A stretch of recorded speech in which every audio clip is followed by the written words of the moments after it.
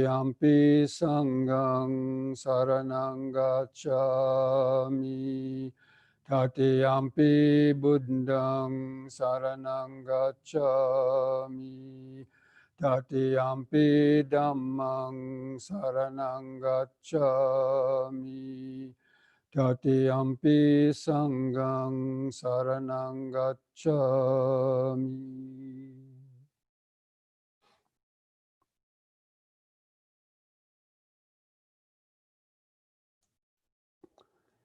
So friends, I'd like to welcome all of you to this Sunday afternoon Dhamma Talk. We're continuing this series of Dhamma Talks. Last night we were talking about the process of meditation and how the first stage of meditation is learning how to get the mind focused and centered in the breathing body, using the breathing and body as our primary sort of concentration objects, present moment objects to focus on and to become grounded and centered in the body, and hopefully while doing that, weakening some of the 5 hindrances. So last week we talked about the 5 hindrances as being the biggest obstacle for developing your mindfulness and concentration. And I went over that in more detail, the 5 hindrances in the Wednesday night Sutta study. And I also mentioned that the process of meditation is traditionally talked about in terms of developing mindfulness, concentration, and wisdom. But I also mentioned last week that actually a little bit of wisdom comes first, because without any sort of intellectual understanding about what meditation is, then most people are not going to even begin meditation. Or so that little bit of intellectual understanding is, the intellectual wisdom. And so usually that comes first before one then begins developing mindfulness. And through the development of mindfulness, be mindful of the hindrances and applying the antidotes. So part of that wisdom is knowing how to apply the antidotes to overcome the hindrances, and how to practice the right effort of abandoning the negative states of mind and cultivating the opposite, wholesome states of mind. So without being able to do that, it's not likely one will be able to develop deeper levels of concentration. So last week, basically we were also talking about the jhanas. So there's different types of concentration. There's usually 3 types of concentration mentioned within the the meditation sort of psychology. And they're usually defined as the momentary concentration, access concentration, and full or absorption concentration, or the jhanas.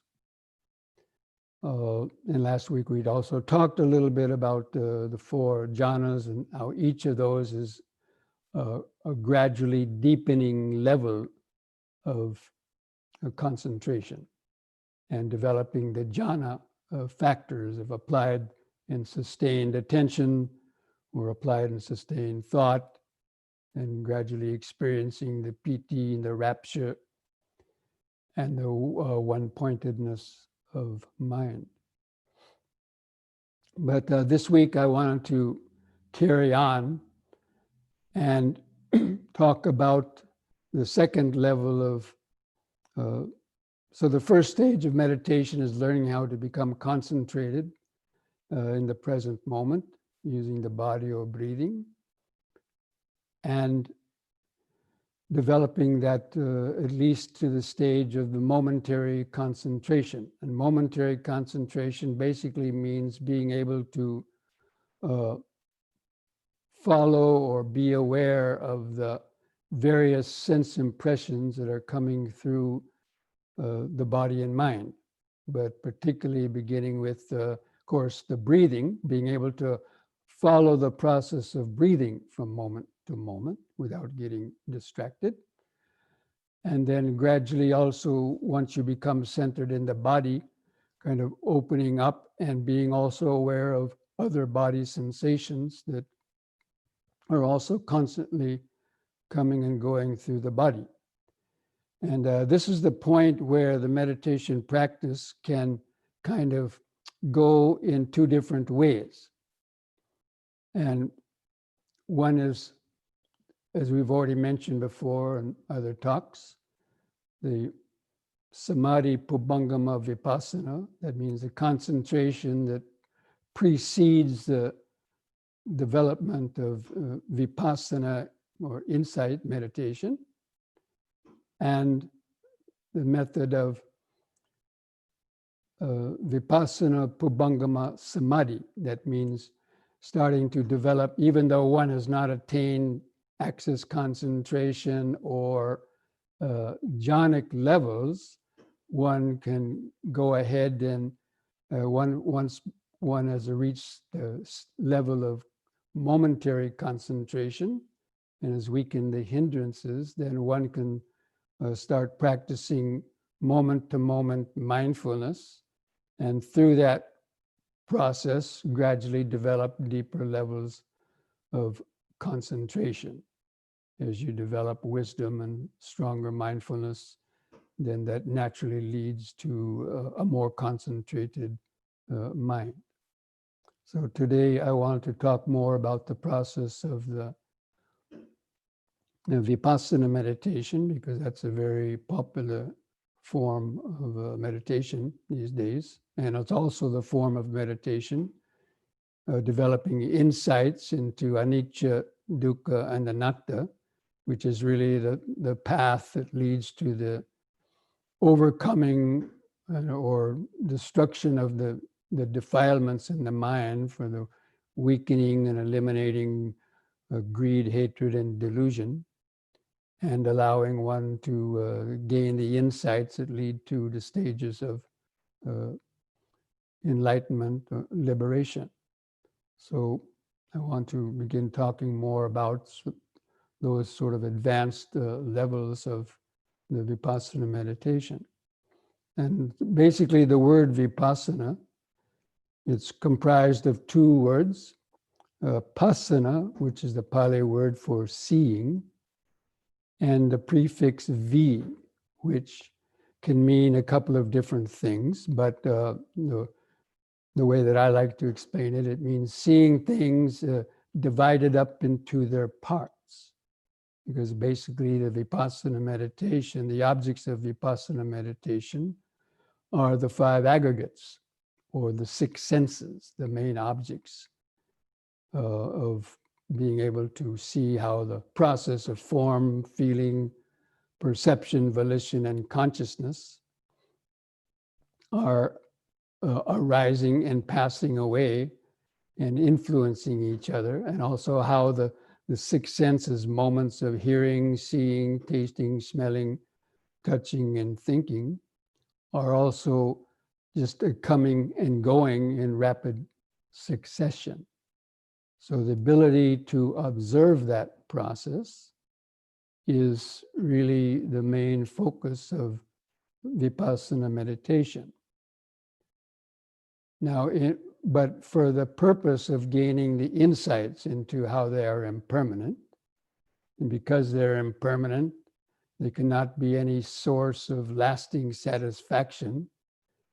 And because they're changing, they bring frustration, disappointment, and suffering. And ultimately, there's no owner or controller to that process of seeing, hearing, tasting, smelling, touching, or the five aggregate process. Basically, they are arising and passing away, or arising and vanishing moment by moment. And really, that's what our living experience is comprised of. So the mental process is comprised of just the moments of hearing, seeing, tasting, smelling, touching, and thinking, coming and going in a very fast sequence. And our world, the way we pick and choose from among those objects and react to them, is how our world is created at any one period of time. Wherever you are, our world is created out of basically the moments, those sensory moments that are always coming and going. And how the suffering arises because of the ignorance, not understanding that process, and of the mind's attachment, getting caught up in likes and dislikes, craving for pleasant feelings, aversion for painful feelings, and creating the karma around them. And so because we don't understand that process, we've allowed our mind to get involved in it in the ways that brings us a lot of problems. So, the practice of insight meditation is gaining insights into how our mind operates. So, anyway, coming back to that point when you're meditating and you feel that centering as you're practicing the initial stages of breath awareness, posture awareness, gradually overcome the hindrances, you feel this kind of, centering and relaxing and centering of attention in the present moment that's connected to the breathing body, because that's where our nervous system is connected to. And at this point, a person could continue just to limit the attention to the breathing in order to gain deeper states of concentration, or using that initial stage of awareness, once one can more easily be aware of one's thoughts coming and going and different sensations coming and going, one can then open up and to develop that momentary concentration that leads to the Vipassana experience. And at that point, each meditator basically can decide for themselves at what point they want to make that transition from just practicing mindfulness to practicing more one-pointed concentration, or using that initial stage of relaxation and concentration to shift on to more deliberately paying attention to the coming and going of the six senses and the five aggregates. So that's why I want to pick off with today.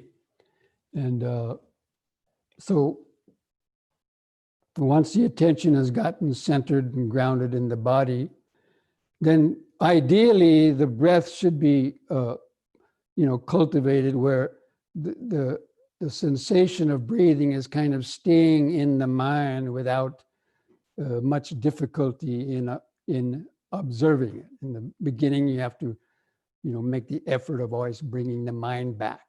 But once the mind gets relaxed and more concentrated, and the breathing stays sort of there in the background, one can then turn the attention to noticing the various sensations in the body. Whether you want to do a body scan, one can then scan through the body, as we have done already one time in the guided meditation.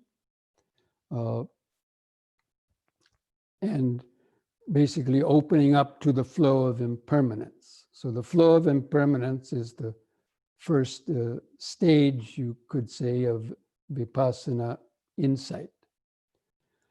And so as you're keeping the attention centered in the body, you'll notice, various sensations from different parts of the body, little itches, prickling sensations. You might feel the pulse of blood. You might feel some aches or pains.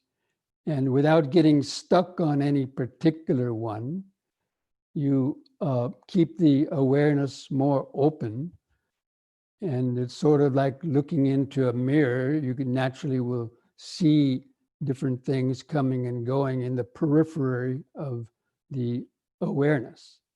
If you're not deliberately focusing on one point and the attention is kind of more relaxed and just sort of centered there in the middle, you'll naturally feel sensations. If you're feeling the breathing in the middle of the body, you might feel a sensation or two on your head, or an itch on your nose, or some sensation on your right arm, your left arm, your lower left leg, your lower right leg, on the stomach. And, it's like just little moments of sensation will be, you can observe coming and going. Of course, the breathing is also there in the background as just a more continuous sensation. And the idea is to see how quickly those arise and vanish, but without clinging on to them. Normally the mind clings on to the strong sensations and then focuses on them, and then we don't see the other ones. So in Vipassana awareness, it's kind of the opposite of concentration. So in concentration, you try to limit your attention just to one object or a very small area of focus, and not deliberately pay attention to other things. But in Vipassana meditation, the idea is to gradually open up and see how quickly different sensations are coming and going. Because all the body is billions and billions of cells of the body that are constantly vibrating. And that's what actually you feel, because the whole body is connected to the nervous system. So you can feel these subtler sensations all over the body start to come out. And so deliberately to see how quickly they arise and vanish. So that's the deeper meaning of impermanence, to see how quickly different sensations or even thoughts, how they arise, they just last a moment or two and then they vanish. If you don't cling to them. So the training is to note and release, and not to get stuck on any particular one, because there's always other things that you can notice. So you deliberately kind of speed up the rate of perception. It's called speeding up the rate of perception. Normally our rate of perception is very dull or slow because of the clinging of the mind, or because of the drowsiness of the mind. The mind is, in and out of kind of drowsiness, forgetting what it was paying attention to. And so we miss so many things. But when the 5 hindrances have been kind of weakened and you've overcome the sloth and torpor that we mentioned, the mind becomes very bright and clear, like a polished mirror. And so things will just naturally, automatically appear in the awareness. The different sensations, anything that's within the range of the senses is picked up by the senses in the nervous system and register within the consciousness. So we deliberately tune into that flow of impermanence, starting with the body, and then gradually opening up to include sounds and even our thoughts. But it's like a child with training wheels. A young child, when they start to ride a bicycle, you put training wheels, those 2 extra wheels on it, and the child rides with those balancing wheels in a restricted, safe area until it gets its balance. So in the same way, developing the moment-to-moment attention starts out gradually, sort of like with the breathing. We see the moment of the in-breath arises and vanishes, the out-breath arises and vanishes, and then maybe a little muscle jerk arises and vanishes, and another in-breath arises and vanishes, and then maybe an itch on your head is noticed, and maybe a sound also zips through the ear. And you just, without clinging to any of those, you kind of just stay open, and that rate of perception, the speed of perception increases. And so that's what's called tuning in to the flow of impermanence. And in the body scan, you're limiting your attention to the body, and you're moving the attention from the feet up to the head, or the head down to the feet, and you're noticing all these different sensations, how the body is just a mass of different sensations coming and going. And after you've done that once or twice, then you gradually open up, and in between the body sensations, or seemingly the same time, you can hear sounds also coming and going, or notice a thought coming and going through the mind. But again, without clinging to any particular one. That's the main trick, is not to cling to any of them, because there's always something else to notice. There's no need to get stuck on any particular object, because we can always hear or feel something else. It'll take our attention away from that object and put it on the next one. And then another object is felt, and attention goes to that. And so it goes on moment to moment, from objects of hearing, smelling, feeling, thinking, in this moment-to-moment sequence. So the ability to do that is called the momentary concentration. Now, and that builds up to a great speed. And while you're doing that, you're also sharpening the mindfulness. And even when the hindrances start to arise, that mindfulness will note it very quickly, and that hindrance will usually vanish. Because the hindrances only stay in our mind when we pay attention to them, and we lose our awareness, and we get sucked into that hindrance, sucked into that sleepy or drowsy state, or carried away with the sensual daydream or something, or remembering some anger. It's because our mind's not able to stay centered and grounded. So by developing that very sharp mindfulness and attention, the quicker we notice the hindrance, the easier for it is to it will drop away. So we come back to the flow of impermanence. And then when that is building up to a sufficient stage, there's something called the 8 insight knowledges, which is part of the stages of purification, called the knowledge and vision of the way. And I'm going to be talking more about that later in the Sutta class and so on. But these knowledge and vision of the way pertains to something that's called the 8 insight knowledges. And these are developed when during the practice of Vipassana meditation. So the first stage of Vipassana meditation is gaining the insight or the knowledge of arising and vanishing. Oftentimes it's called rise and fall, but I prefer to use the terms arising and vanishing, because it means that you hear a sound and it just arises and vanishes through the ears, very quickly. Or like a muscle spasm just arose and vanished very quickly. Or even each syllable of this talking is arising and vanishing.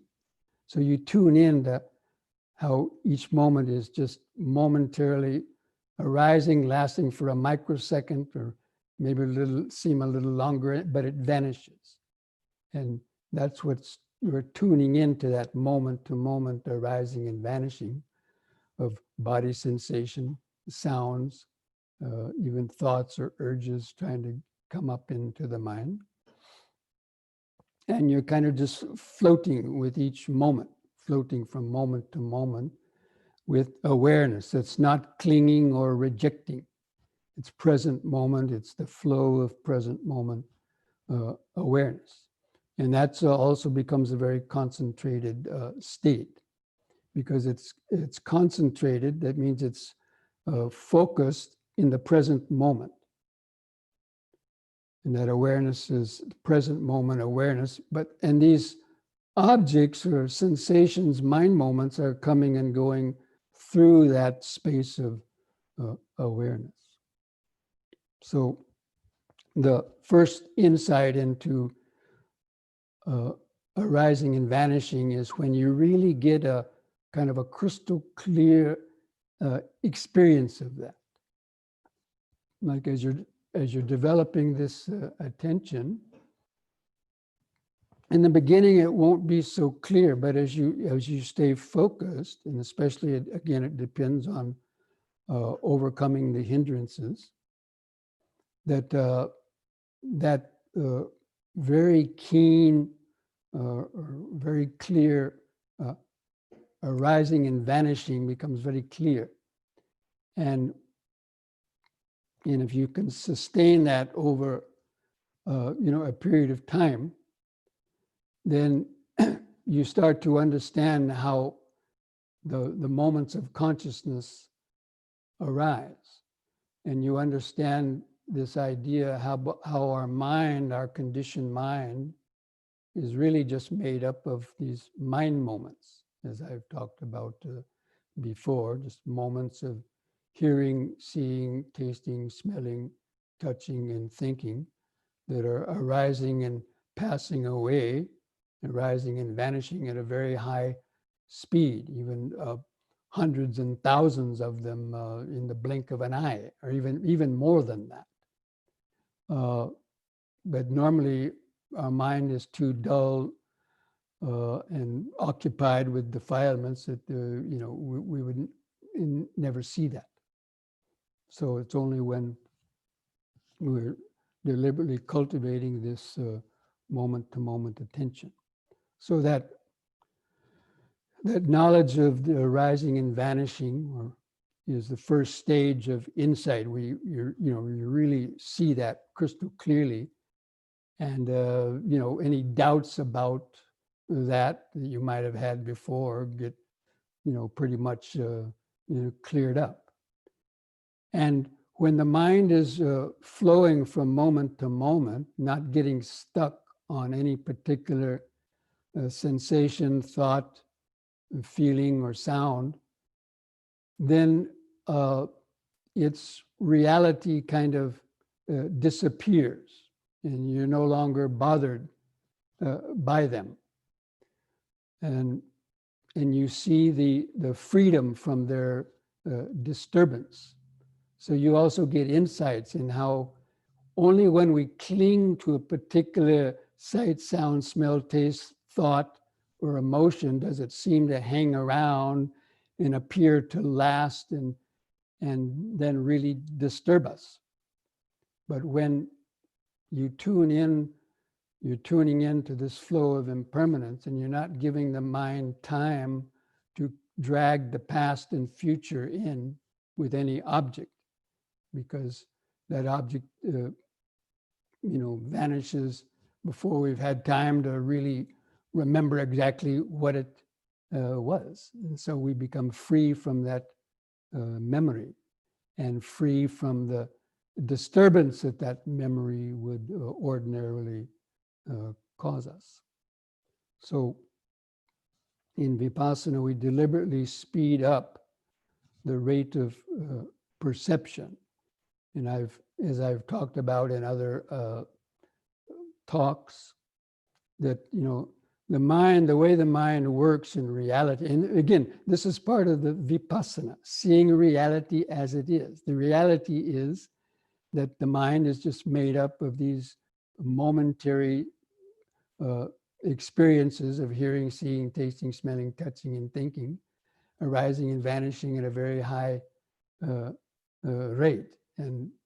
But we pick and choose among them and then create our little world around them, and the rest is kind of shut out. So that's part of the wisdom. The insight, it develops this is part of the bhavana maya panya, the wisdom that's developed through the meditation, this insight into arising and vanishing. And then the second insight is actually when you speed up that rate of perception enough, you see how something arises and instantaneously vanishes. If we're not clinging to it or giving it extra attention, it just vanishes. And again, this is happening at a very high speed. And even the sense of the ego is directly connected to the amount of attachment, desire, or aversion that we might have toward any individual object. So there's a direct relationship between the ego and desire. That means the sense of self. And so when you're no longer clinging on to any particular sense stimulus, there's no time for the past or future memories of that object to come back into the mind. And so, the ego's identification is all about the past and the future. We remember our past and we project that into the future. So when there's no longer any past or future being dragged into the mind, the sense of I starts to fade away. Almost like an Alka-Seltzer tablet, or, dissolving in a glass of water. That means when we've tuned in to that flow of impermanence fast enough that we're not giving time for any particular object to lodge in the mind, then that sense of I and me or mine fades away, the ego consciousness. And one can experience, moments of where there was just this pure knowing mind, or the pure experience of hearing or feeling, but without any sense that this was belonging to me or I'm the one that's doing that. And so that's a very clear state of awareness and a deep insight to see how the sense of the ego is basically an illusion that's being created and recreated every moment through ignorance and attachments. So that is the experience of the developing this insight into impermanence. And then, so anyway, the next stage is that this builds up speed so much that we don't even kind of see them arising. We just see the vanishing of them. It's like a shooting star. If you've ever been up, on a nice starry night, looking up in the sky in a meteor shower, and how something catches your attention, and all you see is the vanishing of a star. You didn't even see like it arising. It just went so fast, you just see the vanishing of it.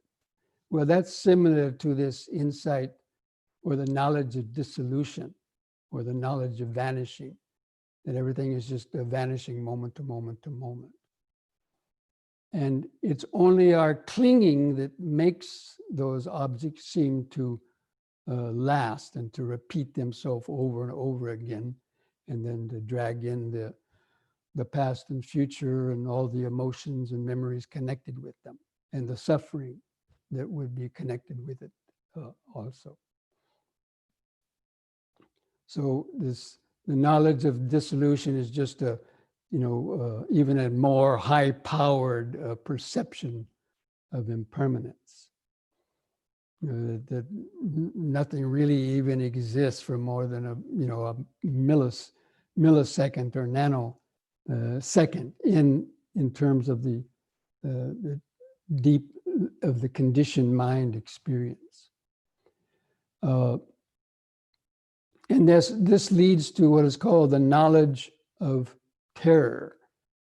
This means you see the suffering that's inherent in attachment, and you see the suffering that's inherent in ignorance, and how we've allowed our mind to get caught into the web of sort of illusion, and also in the web of our karmic reactions toward all these objects that are coming through our senses. So that means we don't become terrified of the object, we become terrified of the ignorance in our mind that's kind of trapped us into so many of our unhealthy habits and delusions, and worry, fear, anxiety, pride, and the whole gamut of the emotions and other things are basically just the way we've allowed our mind to get trapped and identified through all these experiences, from back since we were a child, or even from past lives. And it's our ignorance that keeps us trapped in that. So that's what we become terrified with. But it's not really terrified in terms of, seeing some, robbers running after you to cut off your head, although it's kind of metaphoric. But we're terrified of the ignorance of the clinging and of the clinging and attachment. So it's sort of like there's a little simile given to the knowledge of terror. And it's related, again, we relate all this back to the 5 aggregates, because the 5 aggregates are the things that we are directly experiencing: the form, feeling, perception, volition, and consciousness. We're seeing how these things are just rapidly arising and vanishing in quick succession without any really owner or controller of them. So it's similar, there's a little simile to this knowledge of terror. It's like some strong people are dragging a man toward an open pit of coals. So they drag this person closer to the pit of coals. That person can feel the heat, and he would be terrified, and the robbers are saying they're going to throw him into the pit of coals. That person would be terrified, right? Well, you can imagine it. So in the same way, when we see how our conditioned mind has caused us so much suffering because of, having been fed false information and just basically ignorance, and being caught in that web of karma, that and especially of the suffering that we've endured for many, many years, or even now, because we can't get out of our addictions and attachments, then we have that, you have to develop this sense of, again, not really being terrified, but a sense of detachment. We'll get to that later. But anyway, but then let's say later on, once the robbers let go of this person, they didn't throw them in the pit of coals. So they let go of the person. But now the person, he knows the heat of the coals. So now he can walk around that pit and no longer is terrified about it. The pit's not terrifying to him anymore, because he understands it and he keeps a distance, right? So he mindfully, keeps his distance to the pit, and he knows it's dangerous. So actually the 4th insight knowledge is the knowledge of danger. So the knowledge of terror kind of relaxes a little bit into that initial insights into, wow, I've been so ignorant all my life. In fact, that was one of the insights and reaction I had in my first deep meditation course, when I had this profound experience. My first thoughts were, oh my God, I've been ignorant all my life, like terrified, this ignorance has caused me so much suffering. So it's that kind of a, experience. But then once you've had those initial insights, the mind calms down. Now, the knowledge of danger, that means being attached to the 5 aggregates, being addicted to them and being pushed and bullied around by the 5 aggregates. It's danger. That means if you allow yourself to get hooked by them, to be deluded by them. So you kind of just keep your distance. So they're no longer a problem, you just walk around it.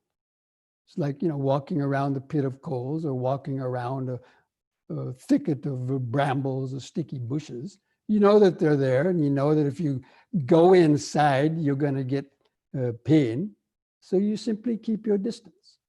So in the same way, that's how these knowledges of terror and danger, it's just shifting, it's shifting the mind's relationship to the 5 aggregates. Before it had the relationship of attachment and infatuation and getting caught into them. But because of these insights, that shift in the mind, that sort of paradigm shift of consciousness and its relationship to the 5 aggregates, gets more established. And then the 5th of these insight knowledges is a dispassion. That means you begin to lose your passion and strong craving for these objects that normally caused you suffering. Before you liked them, and even though they caused you suffering, you still indulge in them, and then you just tolerate, the suffering that came with them. But because of the insights, then you develop this dispassion. That means it's a detachment. The mind is no longer going out to grasp them so much. And you kind of just let them come and go in the back of the mind, but without the mind going toward them. Even for painful sensations, you have itches or various pains and so on. You're not constantly trying to get rid of them and react to them. You kind of just dispassionate, they're not so bad, And you just let them do their thing in the background, and you're able to keep your mind relaxed and centered in the present moment. So that's the quality of this kind of dispassion, stage of dispassion. And then there's the desire for deliverance. That means by going through all these stages of insight, then you develop that wish to want to be free from a lot of this foolish ignorance and attachments and the web of karma that you've been stuck in for so long, repeating the same habits of bad speech or thoughts, actions that have caused us to get in trouble, or just going back to your old memories and wallowing in your sorrows, or whatever it might be. You develop this desire to become free from it.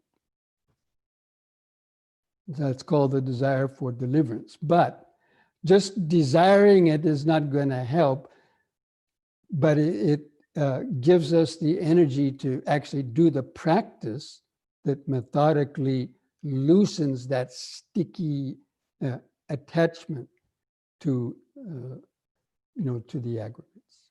So it's not just like praying to God, I want to get free from all this, but you have to understand how it works. And so by understanding the Noble Eightfold Path, the path leading to the end of suffering, that is what we actually have to practice. Not just wishing for it, but actually cultivating the appropriate practice. And this practice of the insight meditation is one of the strong methods for doing that.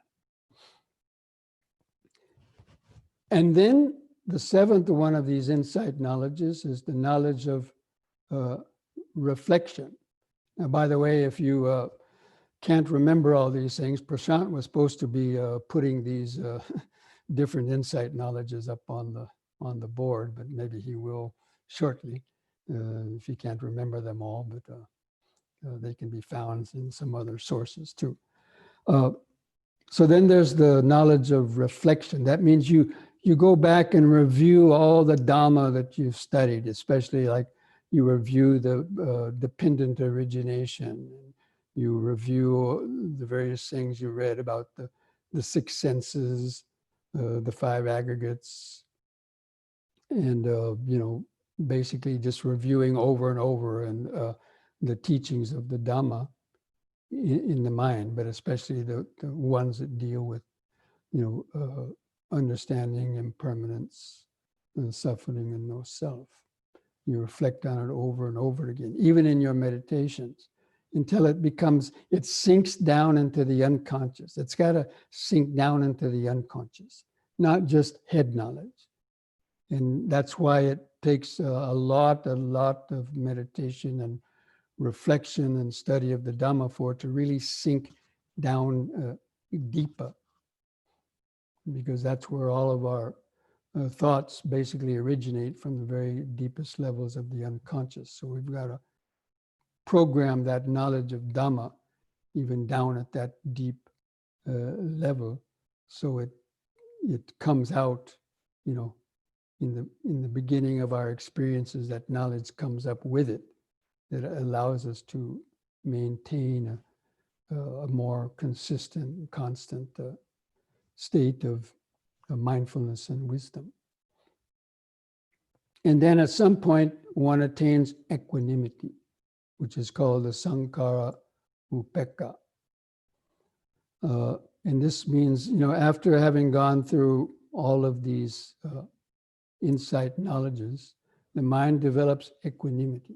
And while doing that, you're also developing, the hindrances are totally overcome, and you reach jhanic level concentration. And that's why this eighth stage of the insight knowledge is called equanimity. Equanimity of formation, sankhara upekkha. That means all the sankharas, that means all that habit reactions and so on have reached equanimity. The same equanimity that you reach, that's mentioned in the third and the fourth jhana. So equanimity is really reached when you reach the third jhana at a certain level, and then purified to its strongest level in the fourth jhana. So this level of equanimity that's reached through the insight meditation is equivalent to the third or fourth jhana level of equanimity. And if you can maintain that level of equanimity long enough, then at a certain point, the mind will make a complete break with the conditioned mind. And one will can experience the deathless state, or, usually, would be entering the stream, let's say for the first time, that you experience that break with the conditioned mind. That means the sense of I and me has totally been transcended, and all dualistic types of thoughts. So that is, and there's another process, I'm not going to go into all that right now, but called conformity and change of lineage, but that refers to attaining the magga and phala. But it comes from developing this level of equanimity. And so the equanimity is the key. The equanimity is where there's no longer any reaction for or against any sort of stimulus. And because of that, the ego cannot maintain itself, because the ego maintains itself because of past and future attachments, even attachment to our thoughts. But even one has become even detached to one's various types of thoughts, so that the ego makes its last dissolution, as I mentioned before. So that equanimity, that's why the equanimity is the key, because in the process of the jhanas, to develop insight through the attaining jhanas, you have to reach that fourth jhana where the equanimity is there, and then you quickly go through all these insight knowledges very quickly and attain enlightenment. But if you're starting with the momentary concentration and you're developing the mindfulness moment to moment and developing this high rate of perception, as I've already talked about, and then going through these insight knowledges, and while you're doing that, your mindfulness and concentration is getting exponentially stronger and stronger and deeper. And with that detachment of the mind. So in the practice of jhanic concentration, you're detaching by, the absence of those, by keeping the mind focused on one object, then, you're no longer paying attention to them. But in Vipassana, you're still paying attention to them, being aware of them coming and going, but you're using the wisdom not to follow them. So we're using the wisdom not to follow them, whereas in the concentration practice, you're using the power of the concentration, kind of forcibly forcing your mind on that one point so it doesn't follow the other stimulations. But Vipassana is the opposite. You're paying moment to moment attention to the various things, but using wisdom to detach from them. And so they're no longer following them. And then you gain that equanimity at the end. And so the attainment of enlightenment can be then attained again by either one of those two methods, samadhi pubangama vipassana, and then the last method of what I've been talking about, the vipassana pubangama samadhi. And there's a lot more that can be talked about that, but I just wanted to go through that today. And on Wednesday evening, the Sutta class on Wednesday evening, I'm going to be coming back to the Satipatthana Sutta and talking about we've already covered basically pretty much the contemplation of the body. So I'll be going over the contemplation of feelings and mind states, even though we've already talked quite a bit about those too. And the contemplation of the Dhamma and the factors of enlightenment, which is a similar approach to what I've been discussing here in this talk about the development of the insight knowledge. So Prashant, have you put up those insight knowledges yet? I haven't seen them on the screen. Yes, it's on the chat. Oh, it's on the chat. Okay. Okay, so having said that much, now if there's any chats or any questions, then should I look at the chats, Prashant? Or, okay.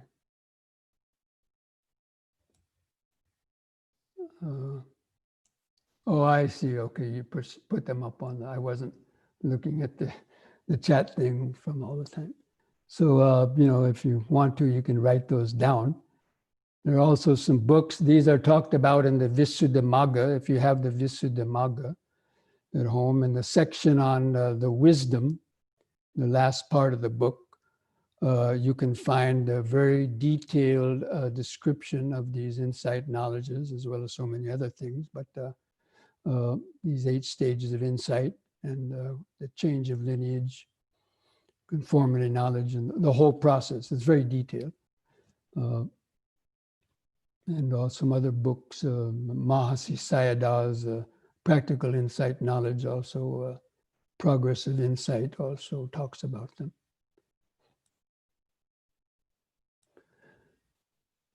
So this one question,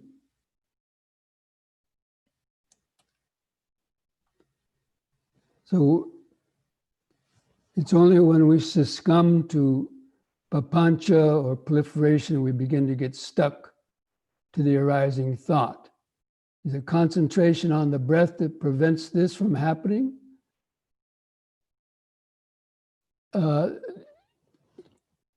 concentration is one method to prevent it from happening, but if you're mindfulness and you can catch the thought as it's arising, before it's proliferated, then, or you can cut it off by applying wisdom.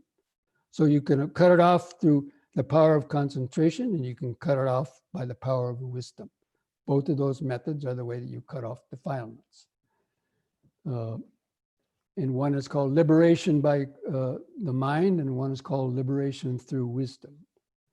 And so if you catch your mind starting to entertain some thoughts, you have to interrupt it with mindfulness. Thinking. And then you have to contemplate what kind of a thought is this? And you have to apply the antidote. If it's a sensual desire thought, you have to maybe reflect on the impurity of that thought, or the impermanence of the objects connected with that thought. Or if it's like anger, you can apply the antidote of, metta, or seeing the dangers. And so while you're contemplating this, the thoughts may disappear, and then you come back to your the flow of impermanence. So there's two ways of overcoming defilements. One is by purely concentration. I think that's harder. And the other is by contemplating them as they arise, using mindfulness and wisdom, even the intellectual wisdom. And then the mind lets go of it, and you come back to the object of concentration again. That's how you balance mindfulness and concentration. But if you're not mindful, you won't catch the thought soon enough, and then you wind up getting lost into it, or into your sleepiness, or whatever other distraction is there.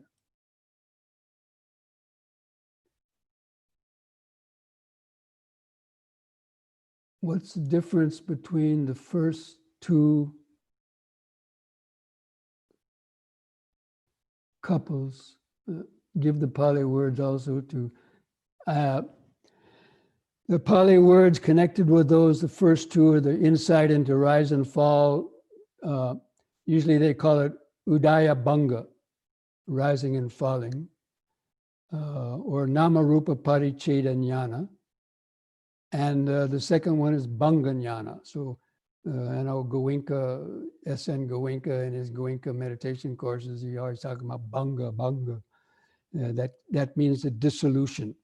That means the vanishing of these sensations that you're noticing as you're doing scanning, body scanning, and noticing these rupa kalapas, just bhanga, the things cease, or each moment just ceasing. Or the mind and thoughts might just cease. So that's called a bhanga. All of a sudden they ceased, and you're in a state of just pure silence. So that's a type of bhanga also. So those are the words used for that. Udaya means arising, bhanga means cessation, or vanishing. Again, different teachers might use some different words, but basically the meaning is that.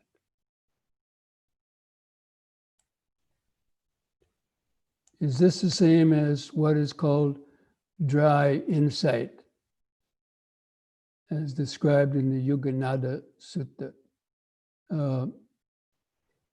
Yes, probably it would be the same as dry insight is normally a term. I wouldn't use that term myself, but is to describe, when they say dry, that means it doesn't have the jhanic power to it. One starts out with just kind of momentary concentration, or just with ordinary mindfulness, and developing insight using the Suttamaya Panya, Chintamaya Panya reflections and so on.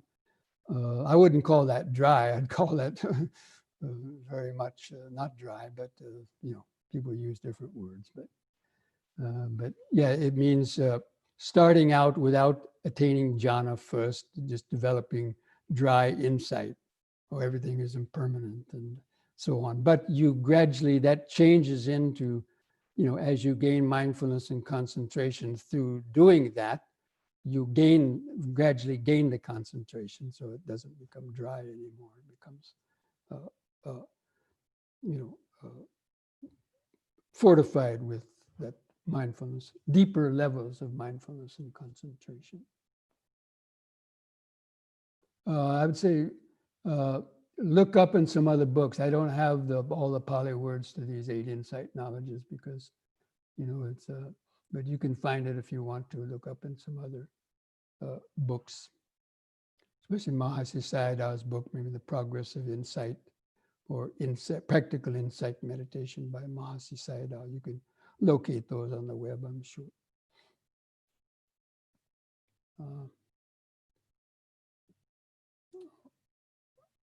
Okay.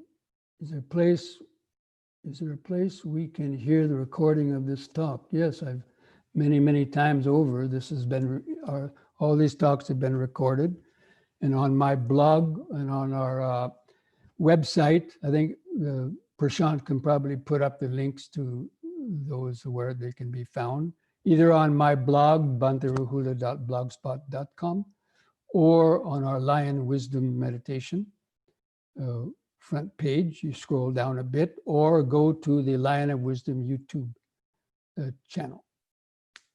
Is that right, Prashant? Okay.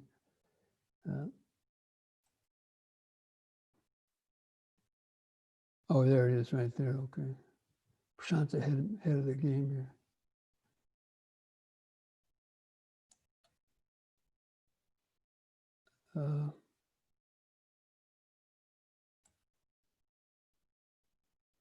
How do you deal with intense, difficult emotions?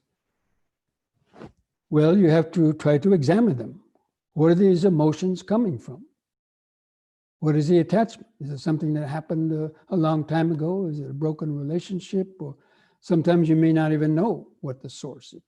But if you know what the source is, then you can go back and analyze it and see how it arose. Why is it difficult? Why are you angry with some person? Why are you afraid of death? Why are you, whatever it is, it all comes back to it. You have to reflect and then realize that all the source of all these emotions, it's all about impermanence, no self, all of our whole body, mind experiences. And, but these are, certain emotions are so deep rooted that they're not going to be overcome until the higher stages of enlightenment, perhaps. But we try to deal them first at the intellectual level, then a reflective level, and then at some point, hopefully, you can resolve them through the wisdom.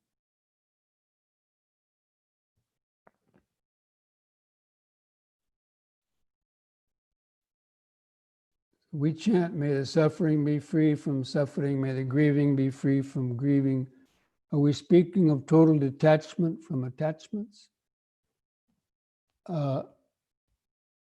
No, we're cultivating the wish that ourself as well as others may be free from suffering.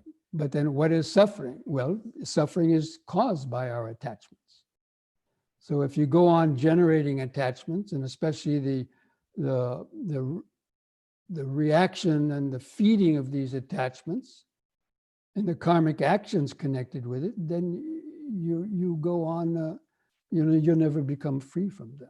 So it involves a detachment from the objects of those attachments.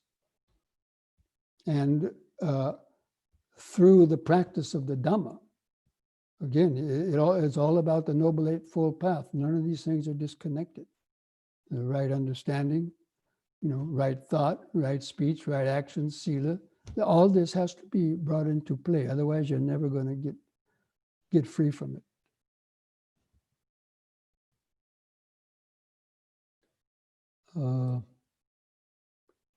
We seem to be circling as pull and push in the levels 3 to 6 in our daily life. I found that if I practice dispassion, Mara's coming stronger and stronger, because you have to practice, you can't jump around. You have to practice 1, 2, 3 in the proper order. Otherwise, that's what happens. If you try to just jump to practicing compassion, but without developing the knowledge of terror and danger, then it's not going to work. because it's that wisdom of knowing the impermanence and no self that's going to allow the dispassion. You can't just jump. You can't develop a wisdom, immediately, the bhavanamaya panya immediately. You have to develop suttamaya panya, intellectual wisdom, reflective wisdom. You have to develop mindfulness, concentration, and gradually. None of these things are to be practiced individually. They have to be practiced in the order that they're given, because the Buddha was the Buddha. He was awakened. He was an expert in this process. He didn't waste his words. Everything he said in the order that he said it is important. A lot of people, I just want to jump to the end. People will read books. I just want to read the end of the book, or other things like that, because their minds are, they don't have patience. So this is a very patient process. And it's step by step, the same way as you build a house. You don't just put on a roof, you got to build a foundation, you got to build up the walls, you got to do everything properly in the right order, and then it all works. Okay. Let me see here. If someone gives us $1 million and we refuse it, people around will think that we are crazy. To reach level 8, we'll need a lot of restraint. We will need a lot of restraint or be a monastic. A lot of restraint, yeah. A monastic, that's optional, although they can be very helpful. But definitely restraint. The whole practice is one of restraint. Restraining from the attachments, and the restraining of our urges and impulses, the unwholesome ones. And because look, we all know the examples of people that win lotteries, and most of them get ruined lives from it. They all of a sudden become rich, and they got people coming out of the graves asking them for money, or out of the woodwork, and so many other problems. Or they get addicted, they spend it unwisely. There's too many reports about that. Some of the happiest people are the poor people. Although rich people tend to try to make us look like they're happy, but even they commit suicide and take drugs and other things. So,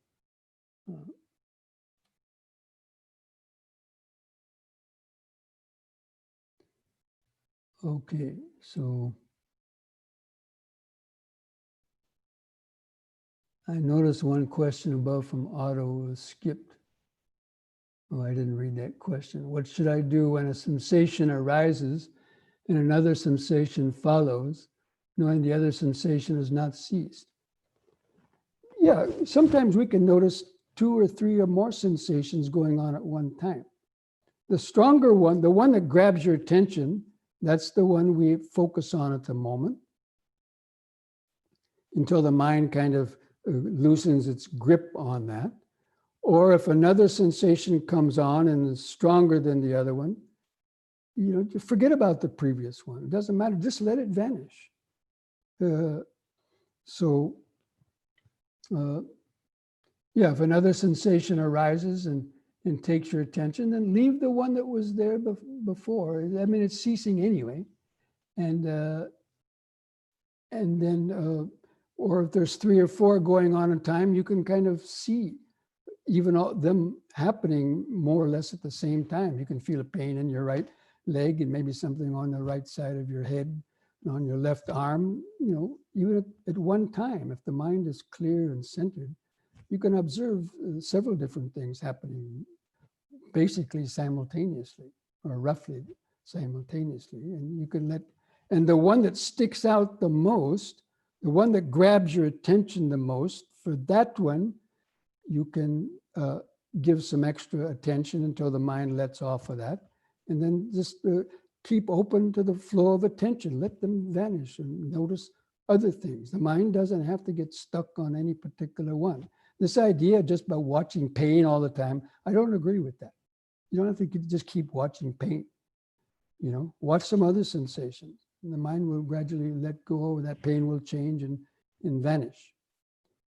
So, you don't have to just go on observing pain indefinitely.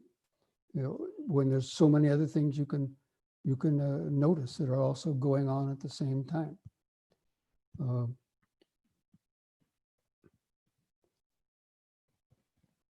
So anyway, there's lots of different, methods and ways that people, teachers, explain how to deal with, painful sensations and so on. And some of them work for some people, some of them might not work, all the time for everybody and so on.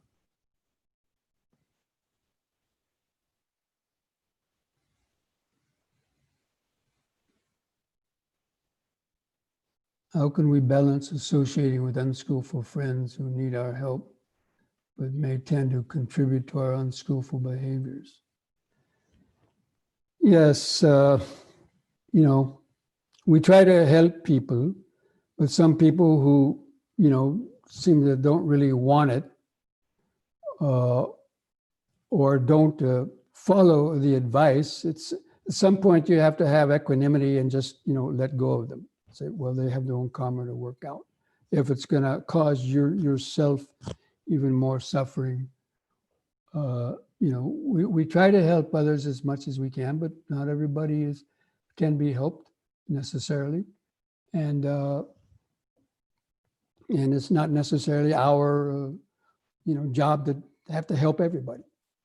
But if it leads to our own, after doing everything we can, and person's not listening or they're doing stuff that just keep frustrating ourselves, that's what the part of the equanimity is about. Everybody has their own karma. This person has their own karma to work out. You've got your own karma to work out. You can't save everybody. And so at some point, just let go of them. They have to, work out their own karma with diligence. So we do what we can, but not to the point where we're going to cause ourselves a nervous breakdown. We won't be able to be useful for anybody, including ourselves. Okay, friends, I think we're going to stop here because we still want to have our meditation practice. So let's take a couple minutes break to use the restroom, take a drink of water, find a place to and do a few stretches, and we'll come back in a couple minutes and do a few stretches before our meditation practice. Okay?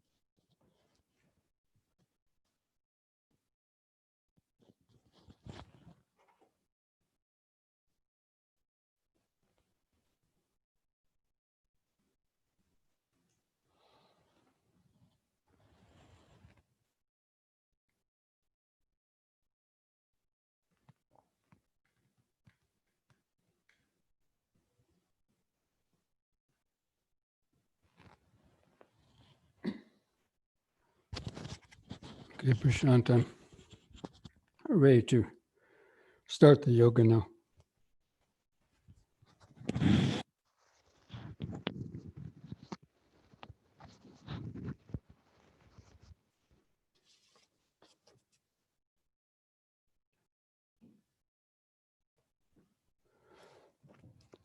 Okay, friends, we can start with a few exercises just to get the energy flowing, so we hopefully have more sensations to notice during the meditation practice. So just feel your feet pressing the floor. Just relax your arms and hands at the sides. And begin taking a few deep, slow breaths. After breathing in, hold the air in the lungs 2 or 3 or 4 seconds, then slowly breathe out. We coordinate these movements with the breathing, repeating each exercise 3 times. Again, one of the main purposes of these exercises is to generate, a more flow of sensation in the body, awareness of body sensation being activated. Cells, due to the oxygenated blood and the movements, helps to get the blood out to all the cells of the body, charging them up with energy so that we have more feeling and a more vibrant or alive state of the body. So especially good for the Vipassana meditation and for feeling body sensations. So you can just observe and follow me through these movements. So on the next in breath, raise up on the in breath, just raise the arms over the head, interlock the fingers, turn the palms up, straighten the arms, stretch your head back, arch your lower back a little bit, stretch up. On the out breath, turn the hands down and touch the top of the head. And again, in breath, turn the palms up, straighten the arms, stretch the head back, arch the lower spine, stretch up. Out breath, touch the top of the head. And third time, in breath, stretch up, hold that upward stretch longer. Feel the sensations.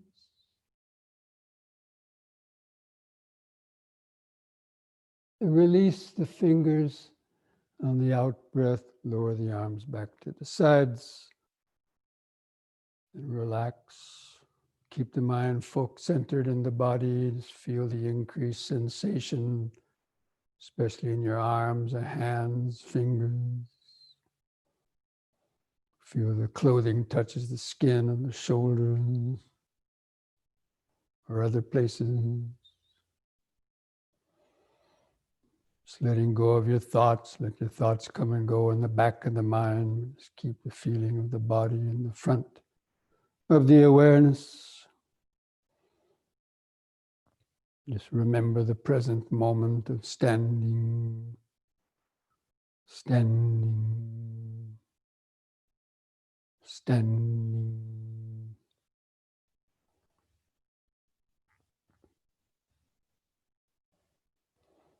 Then next, on an in-breath, push up on the toes while raising the arms up over the head like this. And stretch up, facing the palms of the hands toward each other, about 6 inches apart. On the out breath, come back down, arms to the side, heels to the floor. Use the breathing to help lift and lower the body. On the in breath, like blowing up a helium balloon, the body raises up. Stretch. Out.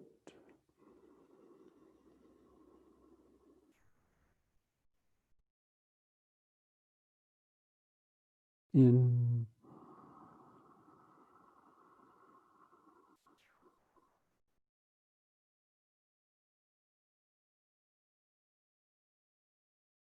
out.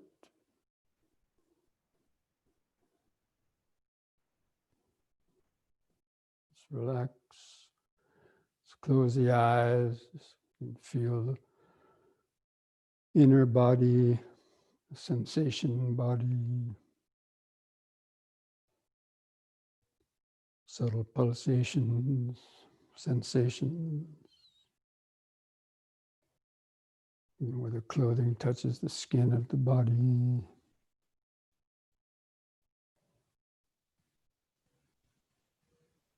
Remember standing,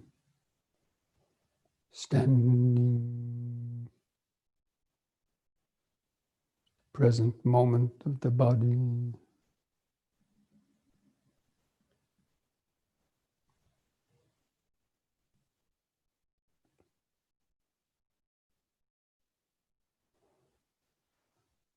Okay, next we'll do the side bending using both arms. So on the in-breath, raise both arms up, keeping the fingers and the arms straight, close to your head.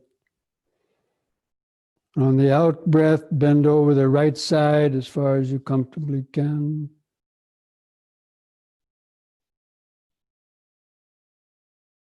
In-breath, lift up. On the out-breath, the other side. Just feel that stretch in the side. In-breath. Again to the right, out-breath.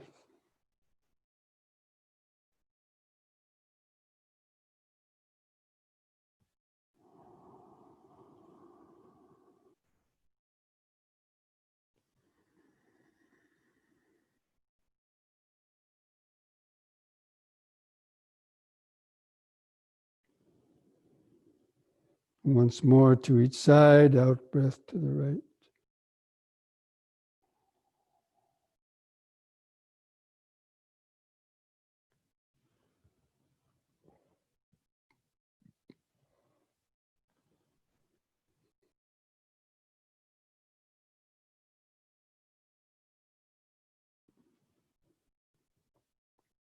On the out-breath, lower both arms.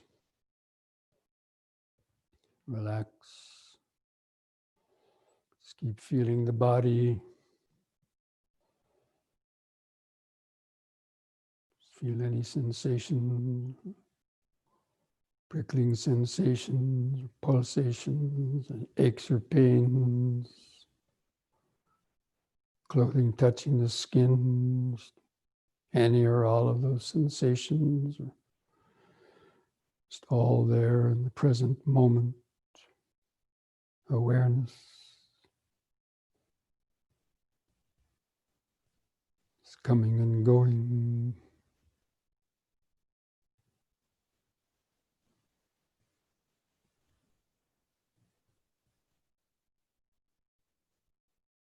Just one last movement, the head turning from right to left.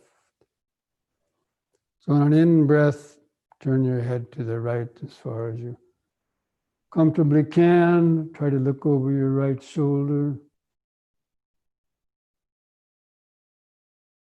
On the out-breath, turn the head all the way back to the left. Look over the left shoulder. Just concentrate into the neck vertebrae. Feeling or imagining them loosening up. In-breath back to the right.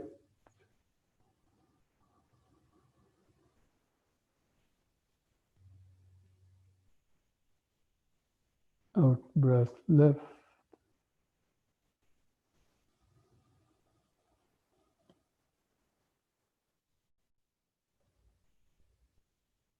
In-breath right.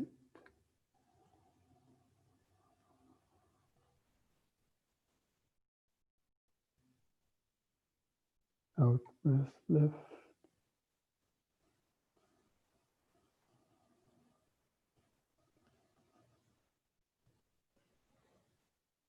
On the next in-breath, let the head stop in the center.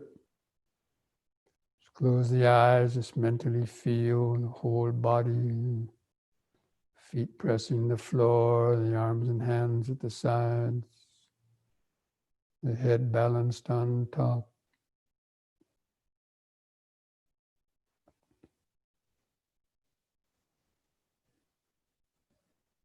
Just remember standing, standing, standing.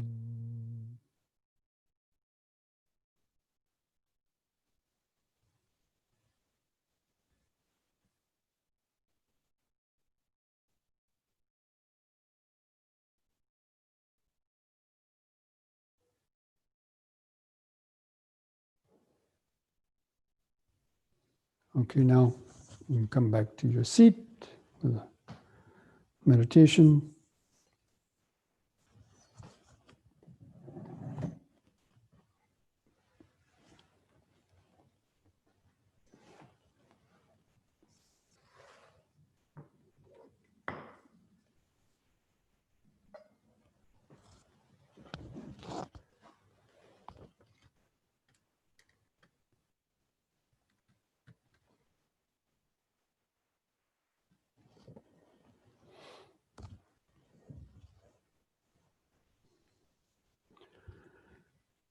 Okay, friends, I'm going to be turning off the video for this guided meditation.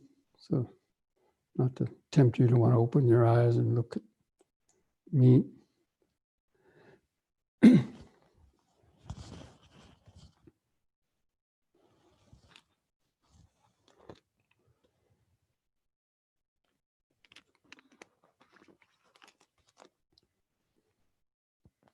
Just initially feel the body grounded to the floor. Just feel the weight of the body pressing the floor. Feel the spot where the buttocks, the feet press the ground. Feel the way the legs are bent.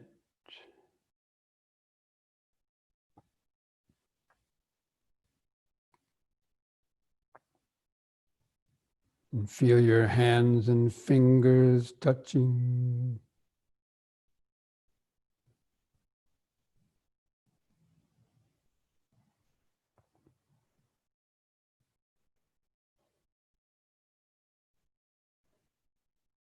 And feel the shoulders, relax the shoulders.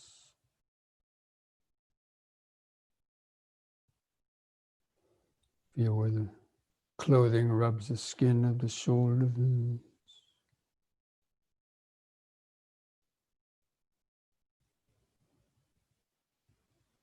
And feel the head balanced on top of the neck. Try to find the center of gravity of the head and spine over the hips. Just gently kind of move the whole head and backwards until you come close to a tipping point where you might tip backwards, then back off of that just an inch where it feels fairly comfortable, but straight. Just try to feel that erect posture, an erect, alert posture equals a alert mind. Just feel your face muscles.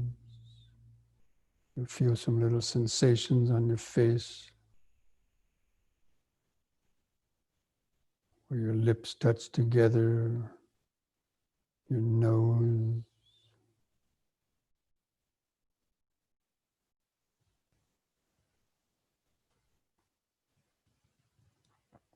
And feel the eyes and the sockets and the eyelids stretched over the eyeball.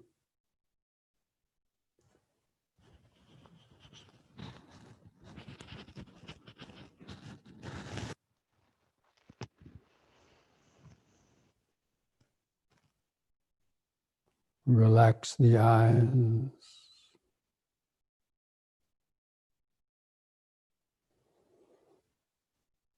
And from that point behind the eyes, just let the awareness kind of expand a bit to try to feel the outline of the sitting posture.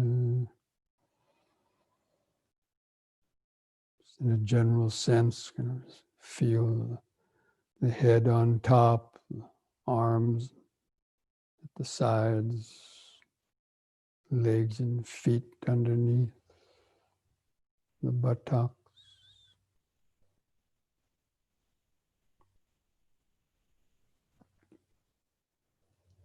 Just try to hold that outline of the sitting body in the mind's eye. Then begin taking some deep, slow breaths to oxygenate the bloodstream. Carry that oxygenated blood out to all the cells of the body. So after breathing in, hold the air in the lungs several seconds to allow that oxygenation. Feel those subtle sensations. And feel the relaxing contraction of the long out breath. Just take a few more deep, slow breaths like that, cultivating this basic mindfulness. Breathing in, letting go of the past and future.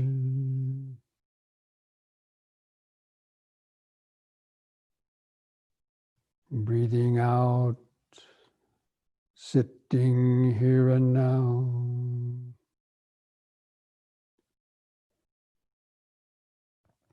Breathing in, letting go of the past and future.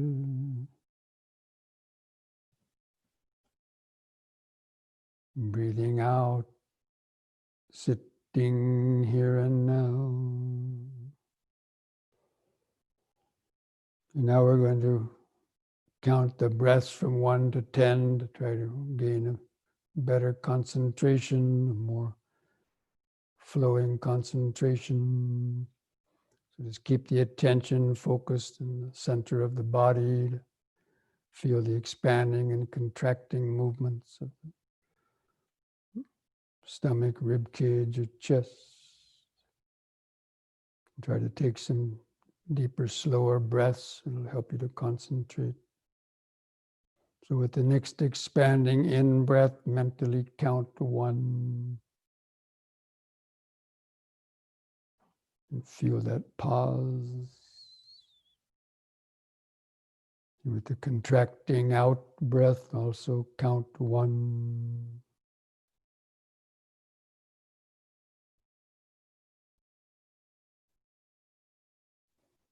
The next expanding in-breath, 2.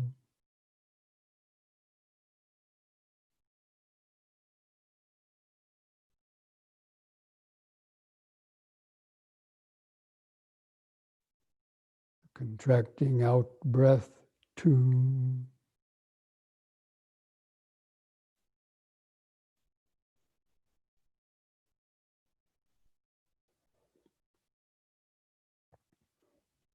In breath, 3.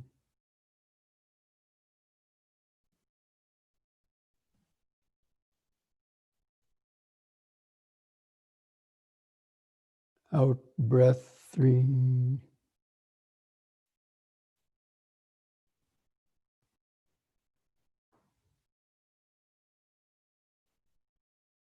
In breath, 4.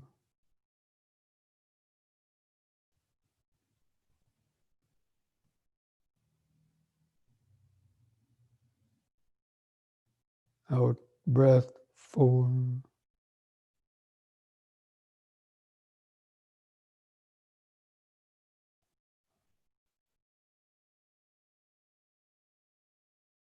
In breath, 5.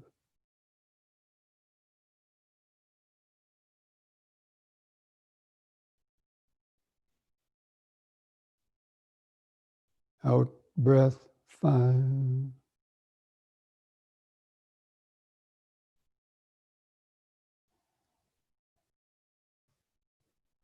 In breath, 6.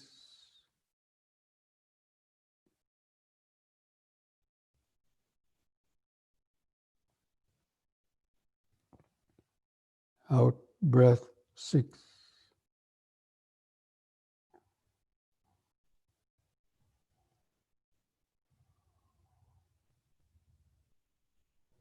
In breath 7.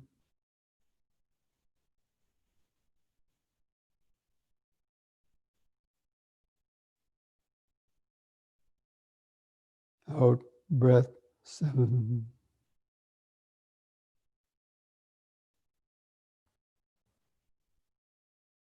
In breath 8.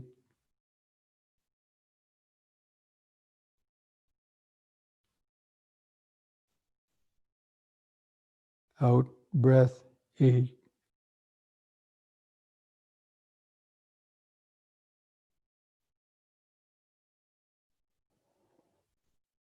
In breath 9.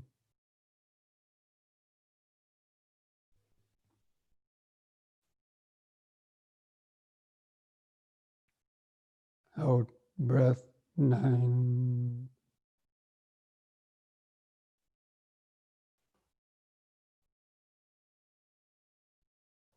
In breath 10.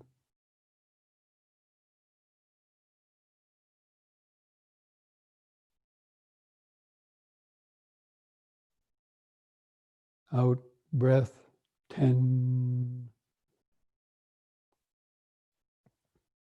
Now discontinue the counting, discontinue the controlled or deeper breathing. And just experience that stillness of the body and mind.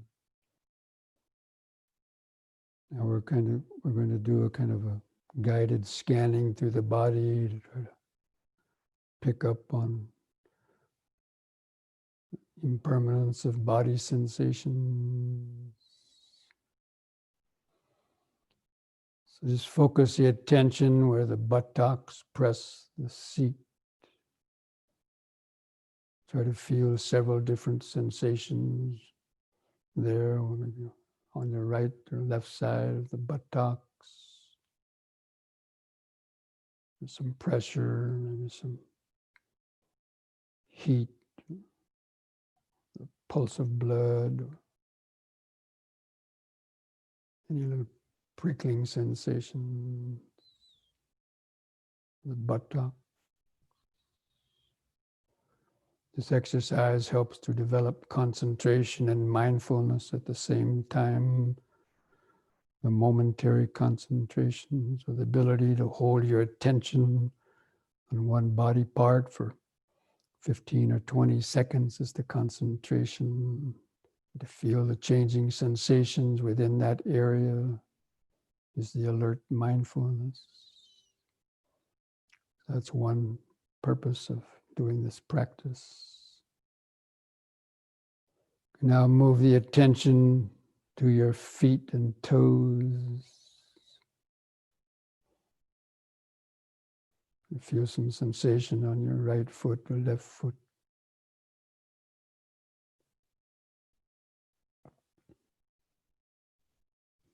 Some pulsation where they touch together. It's like turning up the power of a microscope.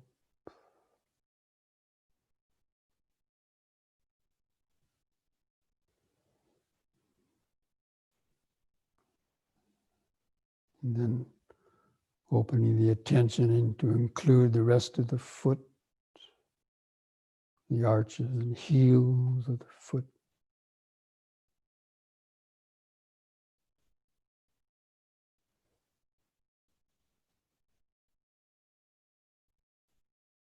It's like tuning a radio dial to a certain station, tuning it to the feet. Feel that aliveness, different sensations arising and vanishing, the pulsation, tingling sensation.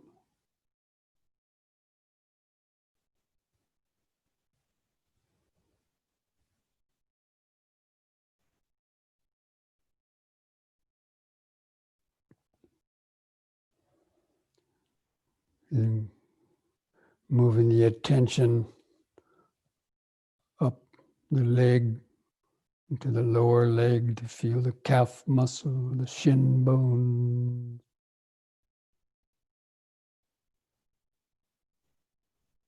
Where the clothing rubs the surface of the skin, anything on the surface of the skin or within the muscle tissue or bone, any sensation.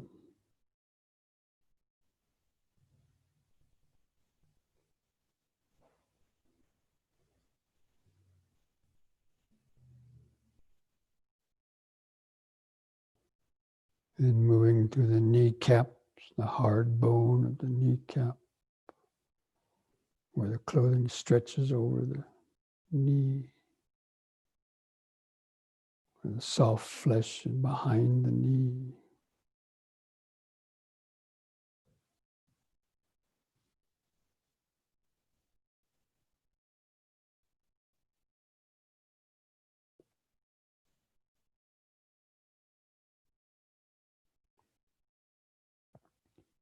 And moving up to the upper leg, the thighs, the thick flesh of the thighs.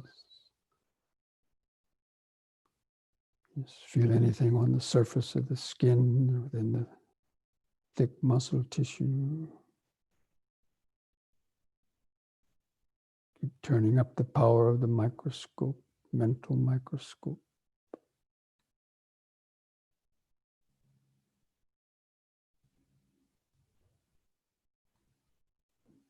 Some sensations may be felt vague sensation. Others might be, you notice something quickly, just arise and vanish. Or arise, last 1 or 2 seconds, vanish, followed by something else on the right or the left leg.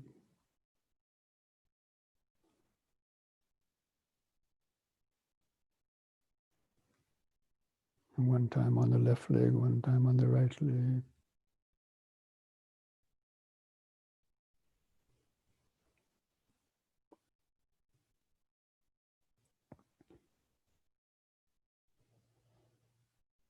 Now moving the attention into the groin area, the pelvic area, between the hips, the organs.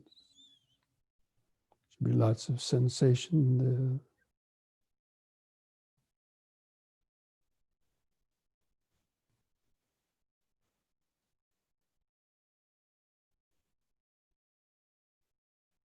If any thoughts arise, it's just thinking. Sensation and thinking are different.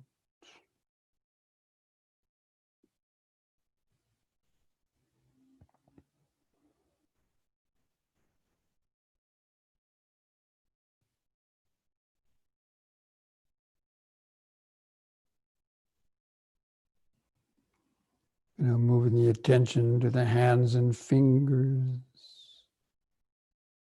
and thumbs. See if you can notice the outline of the different fingers and thumbs. Feel some sensation, pulsation, or warmth.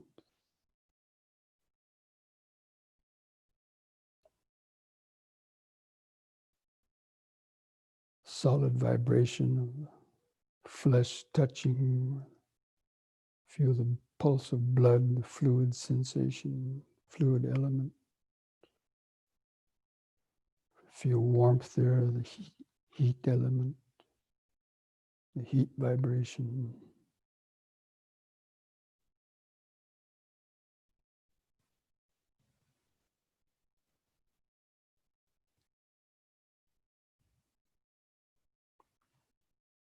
Feel the palms of the hand, the center of the palm.